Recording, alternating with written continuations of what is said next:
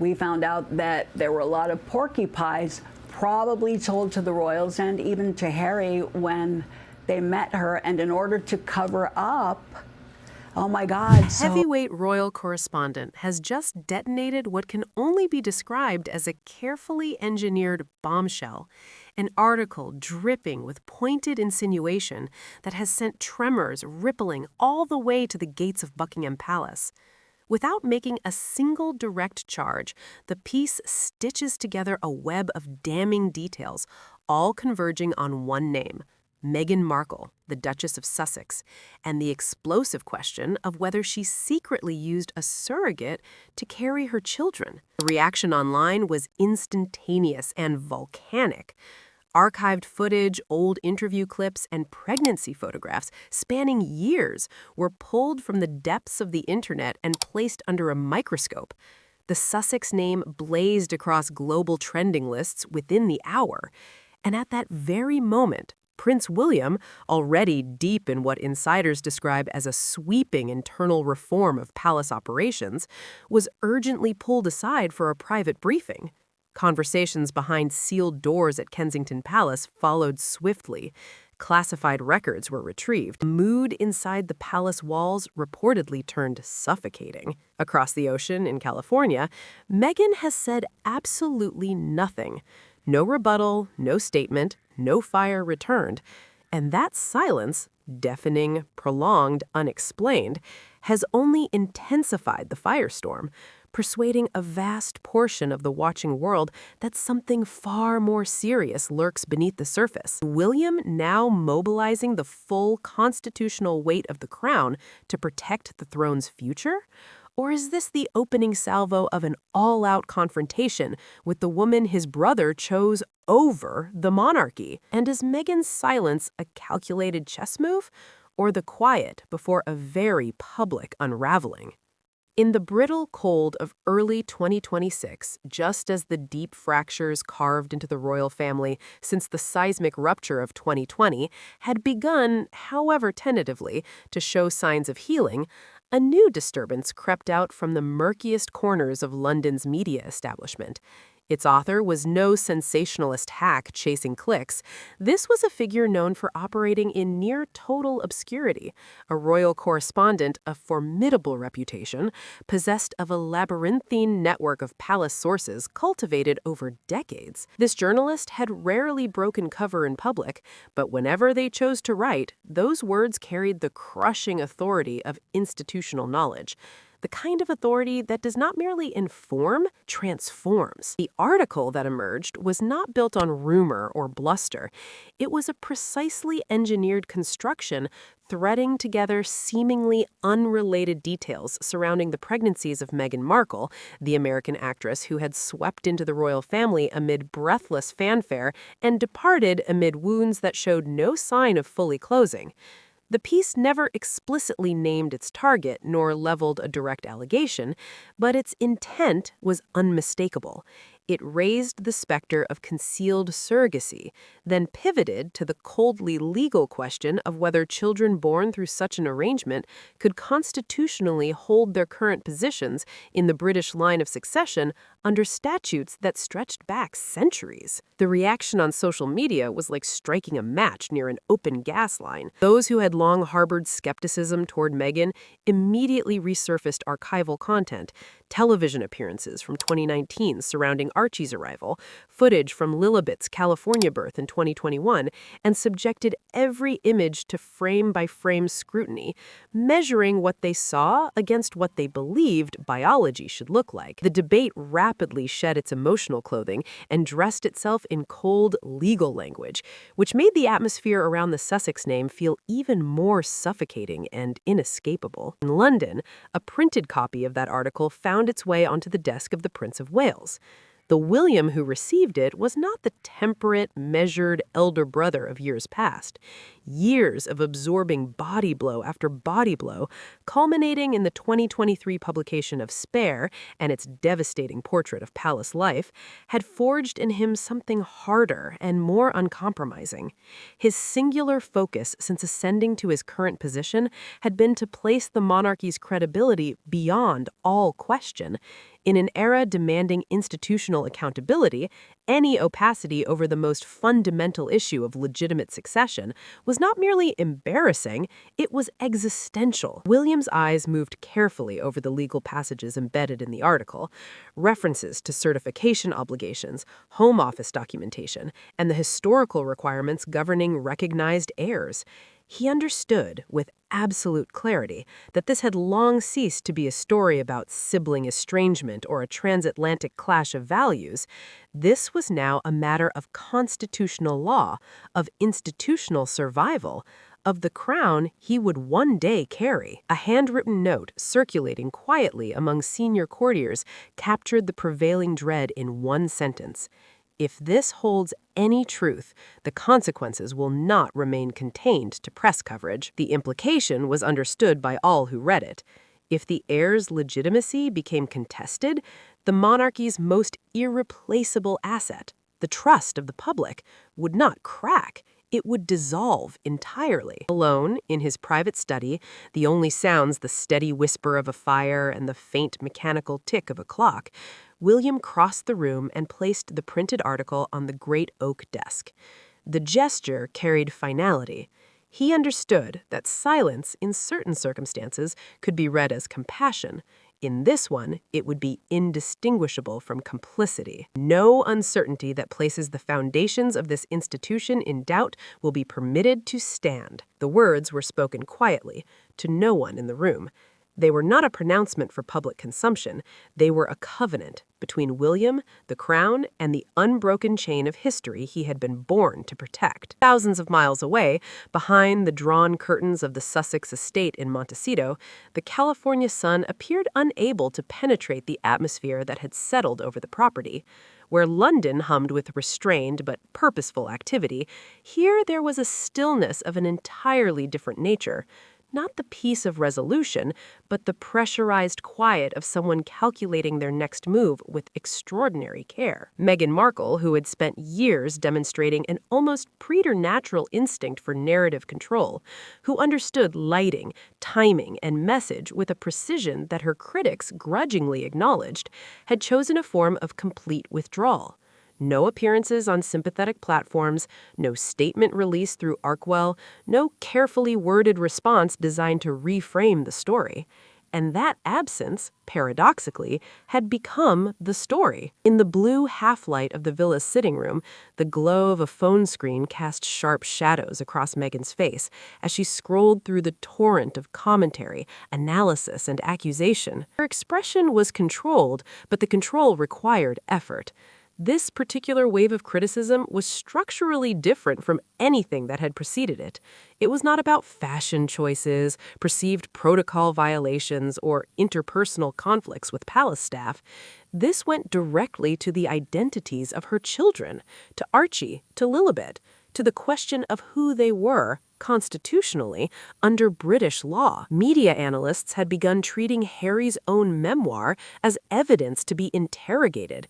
Passages describing the circumstances surrounding both births were extracted, cross-referenced, and held up against external timelines and reported medical details. The very words Harry had written in his family's defense were being repurposed as instruments of doubt. Beyond social media, Meghan felt a pressure that was quieter but far heavier, the invisible weight of what was being set in motion in London. A source, embedded deep within palace circles, confirmed that William had initiated a discreet but methodical legal review. No press releases, no public-facing inquiry. Instead, a meticulous combing of archived succession records, historical legal statutes, and the documented requirements for official birth certification under royal protocols. In the thick binders and legal memoranda, behind closed doors at Kensington Palace, William conducted himself with the economy of expression that had become his signature. His eyes traced the clauses governing natural birth certification and Home Office verification requirements for those standing in the line of succession. When advisors gingerly raised the question of whether proceeding risked triggering a media crisis of its own, his response was steady and left no room for debate. Transparency is not a discretionary value. It is a constitutional obligation. He didn't shout. He rarely did, but the message carried the density of something irrevocable. Every action William took those days radiated the deliberate calm of a man who had already accepted the personal cost of what he was doing and had decided to proceed regardless. He was not operating from anger, he was operating from duty, the kind of duty that does not pause to consider whether the person in its path is family. In Montecito, Meghan stared out across the garden beyond the glass, where long evening shadows were beginning to pool between the trees. She understood that each hour of continued silence was simultaneously her only defensible strategy and the thing most aggressively feeding the speculation. She also understood something deeper, that in this particular contest, a single panicked response issued too early from the wrong position in the wrong register could obliterate in one moment the years of careful image management that had preceded it. The corridors of the palace's legal division had rarely operated under this degree of sustained intensity. Advisors who had spent careers managing reputational risk now found themselves engaged in something altogether different. A cold, methodical excavation of constitutional bedrock. The assignment was not to write headlines or manage perceptions. It was to establish with total precision whether the documentary records surrounding the Sussex children's births aligned, without exception, with the requirements of the ancient statutes governing royal succession. Thick, classified folders were retrieved from secure storage, pages turned with painful deliberateness. The legal requirement was clear.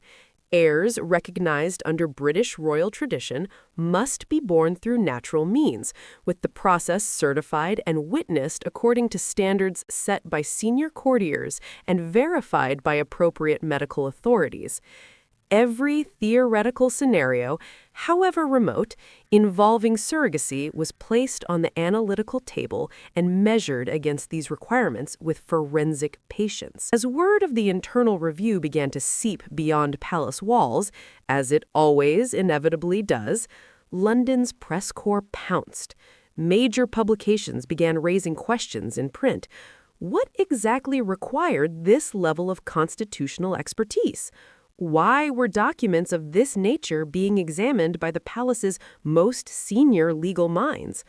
What was being protected or concealed? The moment of maximum pressure arrived when details of an internal communication from the Prince of Wales's office surfaced. The message contained no dramatic language, no outbursts, no ultimatums dressed in theatrical fury. What it contained was far more powerful. The measured, iron-spined instruction of a future king who had made a decision and intended to see it carried through.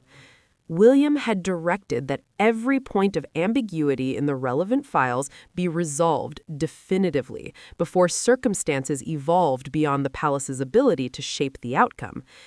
Each line of that communication reflected the surgical precision of a man who had accepted that performing the necessary operation would leave scars and who had decided that the alternative, leaving the infection untreated, was the worse outcome by far. The global media environment by this stage resembled a theater of war conducted entirely in ink and broadcast signal. Newsrooms from London to New York operated at a register of controlled urgency. Public opinion had crystallized into two formations as distinct and opposed as tectonic plates. In one camp stood Meghan's defenders, passionate, vocal, and deeply suspicious of the entire exercise. To them, the surrogacy allegations represented nothing more than the latest and most vicious iteration of a campaign that had been waged against her since the moment she entered public life. The royal institution, they argued, had never truly accepted her. What was unfolding now was not legal due diligence, it was a mechanism for erasure. In the opposing camp gathered those for whom the monarchy was not a family business, but a national covenant. These voices, constitutional commentators, veteran royal observers, and significant segments of the general public, maintained that the throne was held in trust for the nation. Anyone positioned in the line of succession carried an absolute obligation of transparency that admitted no exceptions. The prolonged opacity surrounding the Sussexes had never sat comfortably with them, and now it provided the framework within which every unanswered question from years past could be revisited.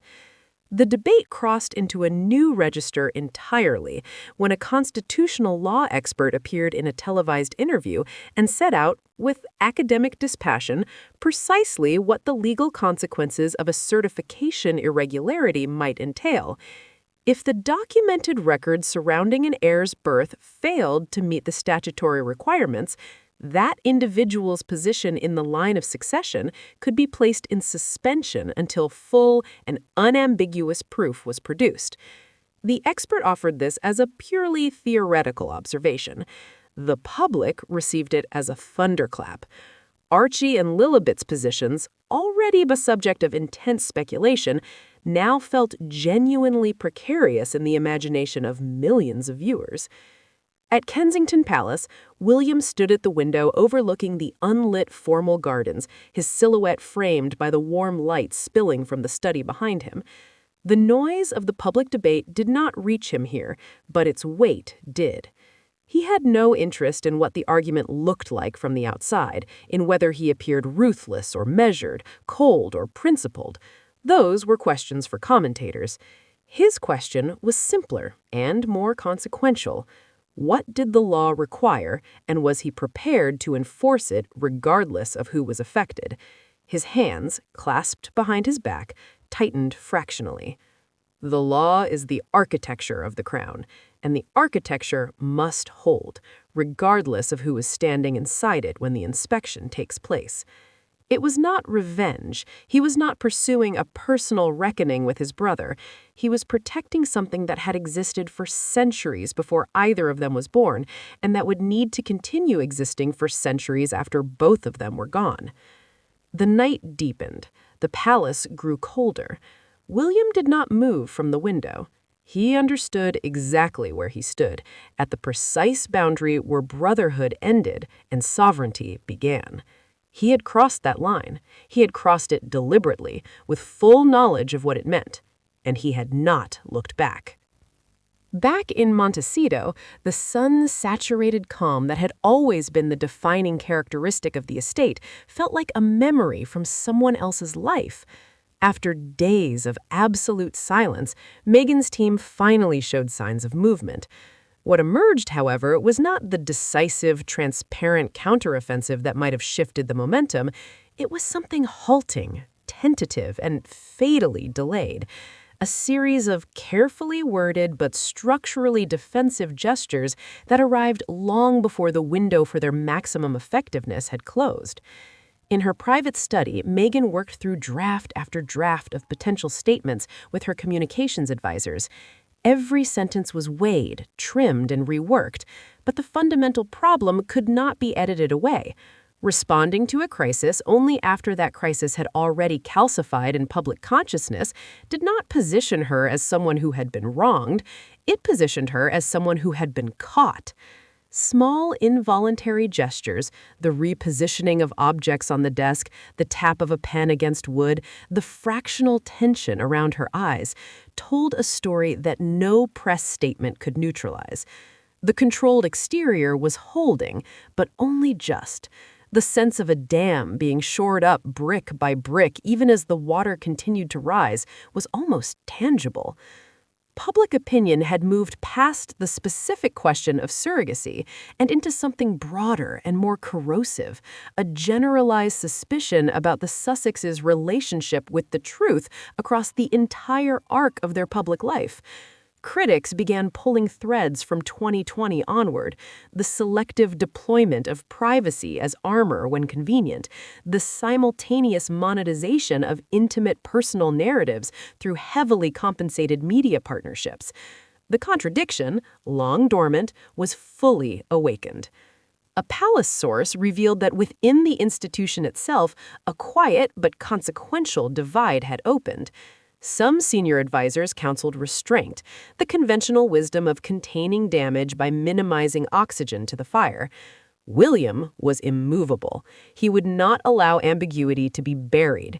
In his view, a dynasty that permitted foundational questions to remain unanswered in the name of short-term stability was choosing a slower and more catastrophic form of collapse.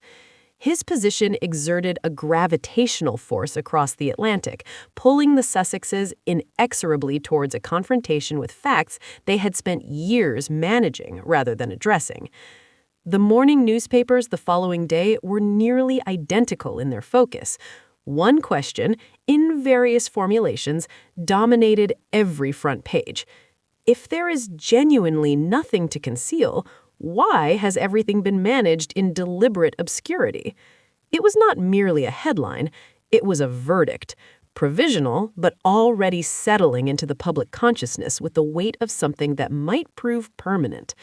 In the California villa, Meghan looked out at the shadows stretching across the garden in the late afternoon and understood something with quiet, sickening clarity. The delays had not bought her time.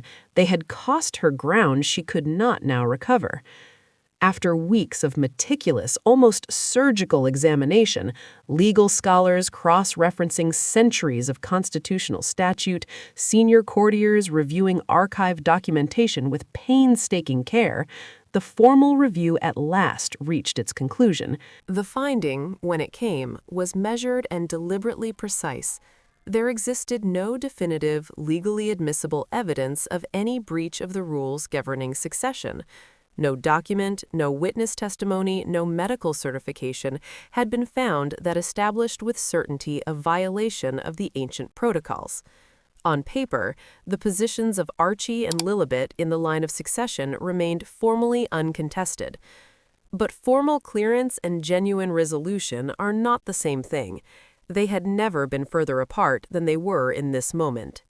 The months of sustained speculation, amplified across streaming platforms, accelerated through viral cycles, dissected in legal commentary and late-night broadcasting, had embedded themselves into the Sussex legacy with a permanence that no institutional finding could simply overwrite. Two children who had been born into lives not of their choosing were now referenced in constitutional seminars as abstract hypotheticals, their humanity flattened into legal case studies for an international audience that had largely stopped asking whether any of this was fair. Prince William stood alone in the quiet of his private study at Kensington Palace. The completed dossier, stamped, formally sealed, and consigned to the most secure archives in the palace, sat beneath his hands on the desk. The room held only the sound of a clock measuring seconds and the occasional settle of embers in the fireplace. Before him, clearly and without ambiguity, stretched two distinct paths. The first was transparency, a formal public statement constructed with legal precision, designed to lay every remaining question permanently to rest. It would demonstrate institutional courage. It might even, in time, restore a measure of credibility to the proceedings. But William understood its costs. Opening the palace, even fractionally, on a question this sensitive, would invite demands for further disclosure. It would license fresh scrutiny into territory that had never been intended for public examination. The wound might close, but the examination of it would continue long after. The second path was institutional silence. Let the formal conclusion do its quiet work, allow the news cycle to exhaust itself, trust the public's attention to eventually migrate elsewhere. It was the historically preferred instrument of monarchical crisis management, understated, dignified, and effective in the short term. But William also understood what silence in this particular circumstance would ultimately cost. Doubt that goes publicly unaddressed does not simply evaporate. It circulates, it compounds, it attaches itself to institutions and to individuals and follows them forward through time. Archie and Lilibet would grow up carrying its shadow. His fingers tapped twice, slowly, against the smooth surface of the desk. Legitimacy, he knew, was not a document. It was not a legal ruling or a sealed file. It was something that lived entirely within public belief, And public belief, once genuinely fractured, healed on its own timeline and according to its own terms, entirely indifferent to palace preference. The crown had survived scandal before. It had survived ridicule, crisis, and the brutalities of history. What it could not easily survive was the steady, unrelenting erosion of confidence that came from questions left permanently unanswered.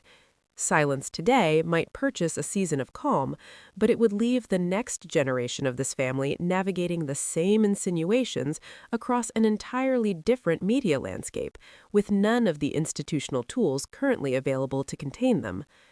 Confrontation carried immediate damage. It carried the risk of spectacle and the certainty of short-term pain.